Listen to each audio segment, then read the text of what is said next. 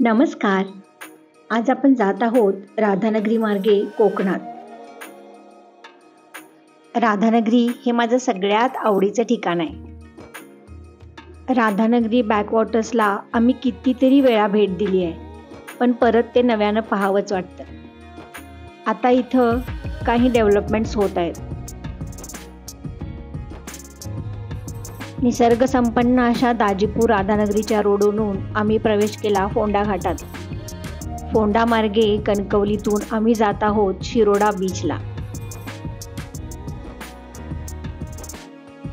आरवली शिरोडा रस्त्यावर तुम्हाला दुतर्फा अशी कमळाची शेतीच दिसेल.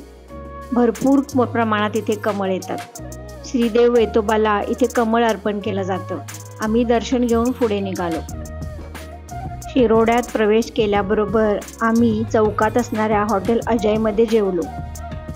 शुद्ध शाकाहारी आणि मांसाहारी दोन्ही प्रकारचं जेवण इथं अवेलेबल आहे आणि यांची टेस्टसुद्धा छान आहे. आणि आत्ता आम्ही निघालो बीचच्या दिशेनं. शिरोडा समुद्रकिनाऱ्यालाच वेळागर समुद्रकिनाराही म्हणून ओळखलं जातं. इथं सुंदर अशी सुरूची उंच उंच झाडं आहेत आणि आम्ही येऊन पोचलो आमच्या होमस्टेला. त्याचं नाव आहे समीर बीच हट्स. समुद्राच्या अगदी समोर जवळच हा स्टे आहे. स्वच्छ सुंदर आणि नीटनेटक्या अशा या रूम्स आहेत, ज्या रूममधून सुद्धा तुम्हाला समुद्र दिसतो.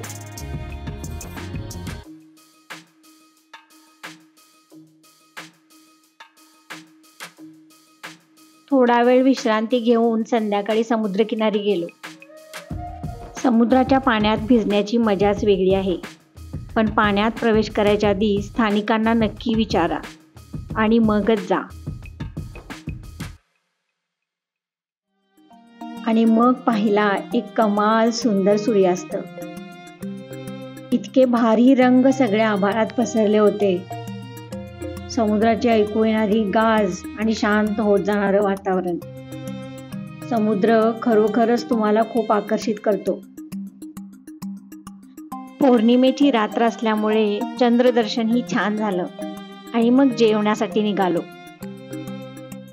तुम्ही बघा माझ्या प्लेटमध्ये काय काय आहे. चपाती, मिक्स व्हेजिटेबलची भाजी, गुलाबजाम, पापड, लोणचं, भात, कोकणातली स्पेशल सोलकढी आणि वरण.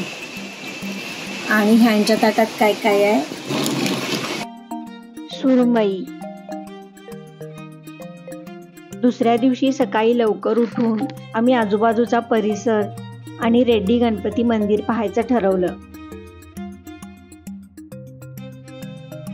यांच्याकडे इन हाऊस किचन आहे, त्यामुळे तुम्हाला उपमा, पोहे, घावणे, चटणी, चहा सर्व काही ऑर्डरप्रमाणे करून देतात.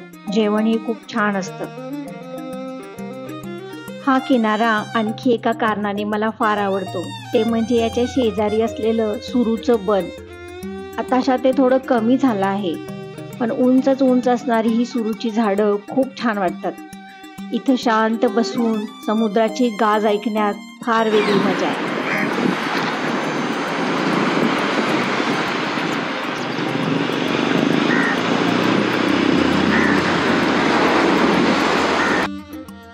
आणि इथंच हा सुंदर हॉर्नबिल पाहिला.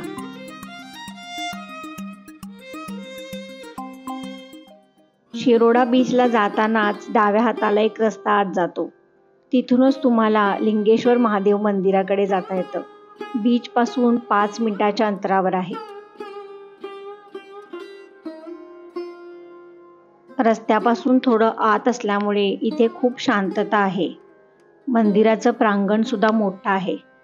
आत जाऊन देवाचं दर्शन घेतलं आणि तिथून निघालो. शिरोड्यापासून रेड्डी गणपती अतिशय जवळ आहे. साधारण एक 15-20 मिनिटात तुम्ही पोहोचता. भव्य अशी गणपतीची मूर्ती तुम्हाला दिसते आणि हा गणपती द्विभुजा आहे.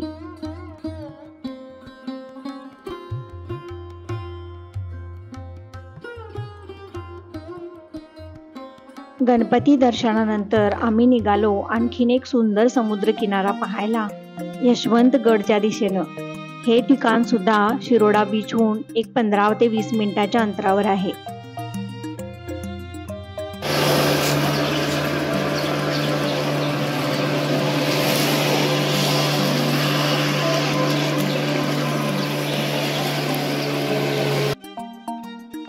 तुम्ही जो हा स्वच्छ सुंदर पांढऱ्या वाळूचा किनारा पाहत आहात तो आहे रेड्डीचा किनारा. यशवंतगडला लागूनच हा सुंदर किनारा आहे. हा किनारा इतका सुंदर आहे की असं वाटतं आपण कुठेतरी दुसऱ्याच ठिकाणी आलो आहोत.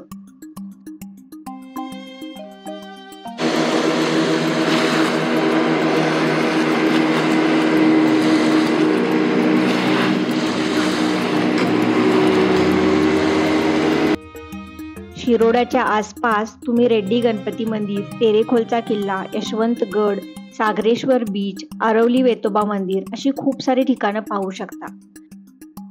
एक सुंदर सनसेट पाहिला आणि परतीचा प्रवास सुरू केला. तुम्ही सुद्धा नक्की शिरोड्याला भेट द्या. धन्यवाद.